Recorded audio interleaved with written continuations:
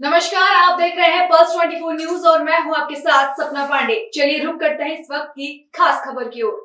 Samajwadi party के नेता प्रतिपक्ष माता प्रसाद पांडे ने मुरादाबाद जिले के कुंदरकी विधानसभा क्षेत्र में चुनावी धांधली की आशंका जताई है। उन्होंने आरोप लगाया कि क्षेत्र में लोगों को धमकाया जा रहा है और उनकी पहचान पत्र छीन ली जा रही है। इस मुद्दे को लेकर माता प्रसाद पांडे ने पुलिस प्रशासन के वरिष्ठ अधिकारी एडीजी रमीत शर्मा से मुलाकात की। इस दौरान सपा के अन्य नेता भी उनके साथ मौजूद रहे, जिसमें जिला अध्यक्ष शिवचरण कश्यप, मुरादाबाद के जिला अध्यक्ष जयवीर सिंह यादव, पूर्व दर्जा राज्य मंत्री जुगल किशोर वाल्मीकि और राजेश अग्रवाल प्रमुख थे। मीडिया से बातचीत करते हुए माता प्रसाद पांडे ने कहा कि उन्हें पूरा विश्वास है कि कुंदरकी में हो रहे चुनाव में धांधली की संभावनाएं हैं। उन्होंने यह भी आरोप लगाया कि वोटर को धमकाकर उनकी पहचान पत्र छीन ली जा रही है और पुलिस प्रशासन पूरी तरह से भाजपा के साथ मिलकर काम कर रहा है। इस कारण उन्होंने अधिकारियों से मामले की शिकायत की है। माता प्रसाद पांडे ने आगे कहा कि समाजवादी पार्टी उत्तर प्रदेश के सभी उपचुनाव सीटों पर जीत हासिल करने जा रही है। बसपा प्रमुख के बारे में पूछे जाने पर उन्होंने कहा कि आप सभी जानते हैं कि उनकी स्थिति क्या है। साथ ही चंद्रशेखर आजाद और आजम खान की मुलाकात के बारे में उन्होंने कहा कि उन्हें नहीं लगता कि आजम खान सपा में किसी से नाराज हैं। मुरादाबाद के सपा जिला अध्यक्ष जयवीर यादव ने भी आरोप लगाया कि भाजपा के लोग सपा के वोटरों की जबरदस्ती पर्ची ले रहे हैं। इसके अलावा सपा कार्यकर्ताओं को पुलिस थाने बुलाकर परेशान किया जा रहा है। इस प्रेस वार्ता के बाद माता प्रसाद पांडे बरेली से मुरादाबाद कुंदरकी के लिए रवाना हो गए। इस मौके पर सपा के कई अन्य नेता भी उपस्थित रहे। आज प्रेस कॉन्फ्रेंस आयोजित देखिए, हमारा प्रेस कॉन्फ्रेंस करने का मतलब यह है कि हमें सूचना मिली कुदरकी में न तो बीएलओ ने फार्म बांटा और पुलिस वालों ने जितने मतदाता थे, अधिकांश मतदाताओं का जो हमारे से संबंधित थे, सापा से संबंधित थे, उनका आई कार्ड रख लिया, उनको धमका दिया, उनको कहते हैं घर छोड़ के चले जाओ, वोट न देने जाओ। इसलिए मैं आया अपने कार्यकर्ताओं के मनोबल को ऊंचा करने के लिए और अधिकारियों से मिल से कहने के लिए कि भाई आप कानून के हिसाब से चुनाव कराओ, ये प्रथा तानाशाही वाली गलत है। उपचुनाव में सर कितनी सीटें जीतने जाने? अब हम तो सब सीटें जीत जाए, ये दरोगा पुलिस सड़ जाए तो लगता है कुछ गड़बड़ हो सकता है चुनाव में। अब गड़बड़ की सूचना पर ही तो मैं आया हूँ। सरकार खुद उनके भाजपा ही नहीं, पुलिस के बदौलत, सरकारी मशीनरी के बदौलत चुनाव लड़ रही है, उनके कार्यकर्ता नहीं लड़ रहे हैं। भाजपा तो हमेशा कहती है कि जो सत्ताधारी पार्टी होती है उसका उपचुनाव होता है, तो क्या ऐसा नहीं है। बहुत पहले भी हम लोग रहे हैं, पहले जो है विपक्ष उपचुनाव विपक्ष जीतता था। अब जब से सरकारी मशीनरी का प्रयोग होने लगा तब से सत्ता पक्ष जीतने लगा। आजम जी से चंद्रशेखर मिले हैं, तो अच्छी बात है कि मतलब कुछ उनकी तरफ झुका हुआ है। देखिए, अब ये क्या है हम नहीं जानते। हम आजम खान साहब से मिले थे, उनके परिवार से मिले हैं। आज लौटते समय अगर मौका लगेगा तो फिर मिलेंगे। मैं जेल में मिला हूँ। अब कोई मिलता है तो इसका मतलब थोड़ा है हर आदमी की उनके प्रति सहानुभूति है। वो एक ईमानदार का नेता रहे हैं और उनको जानबूझकर ये सरकार परेशान कर रही है। हाँ, ये भी जाता है कि आप लोगों से नाराजगी है आजम साहब की?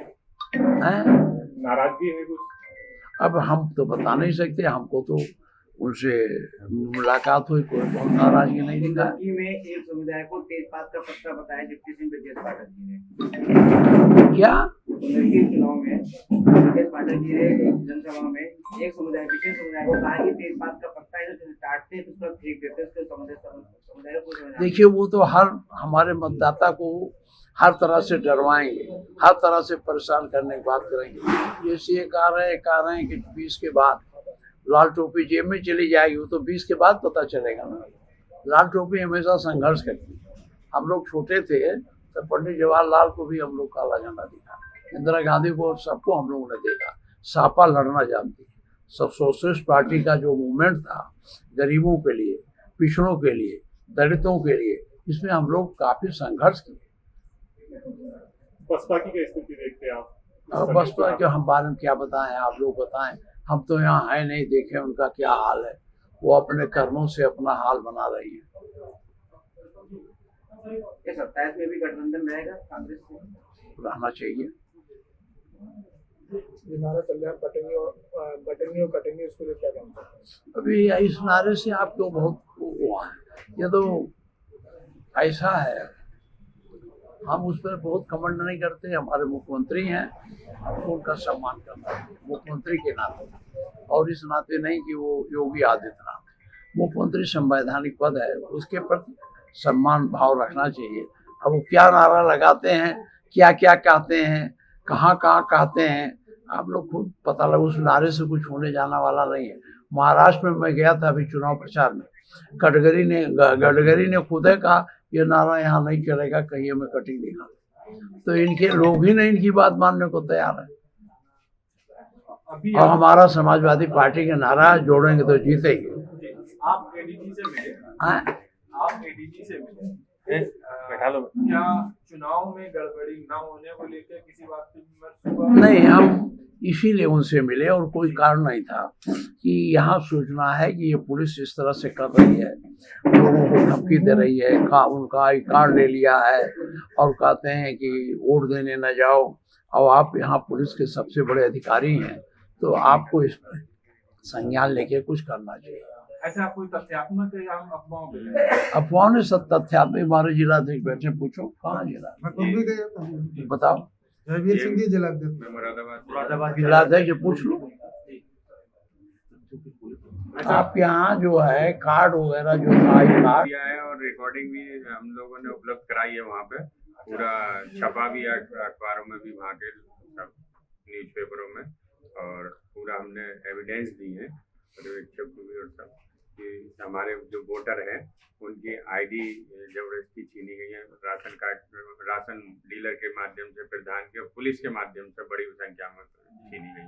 अच्छा, और जो अभी तक पर्ची नहीं बांटी गई है बीएलओ के द्वारा किसी भी। तो हम इस पे क्या मान के चले, हमारी क्या रणनीति होगी, हम कैसे वोट डाल पाएंगे? जब आप अगर अभी से जो अभी जैसा कि पांडे जी कह रहे थे कि सपा हमेशा लड़ने वाली पार्टी, तो संघर्ष से ही पैदा हुई। हमारे आदरणीय स्वर्गीय श्री मुलायम सिंह यादव जी ने संघर्ष से ही समाजवादी पार्टी को पैदा करा। अभी भी समाजवादी पार्टी का एक एक कार्यकर्ता वर्कर इतनी पुलिस की उत्पीड़न के बावजूद भी लड़ रहा है और संघर्ष कर रहा है। ऐसा नहीं है कि हम उन्होंने पर्ची अगर बीएलओ के द्वारा या उनको नहीं बांटी गई तो हम अपनी व्यवस्था से, जो हमारे पार्टी के कार्यकर्ता हैं, वर्कर हैं, वो अपने हाथ से लिखी हुई पर्ची को बना कर देने का काम कर रहे हैं।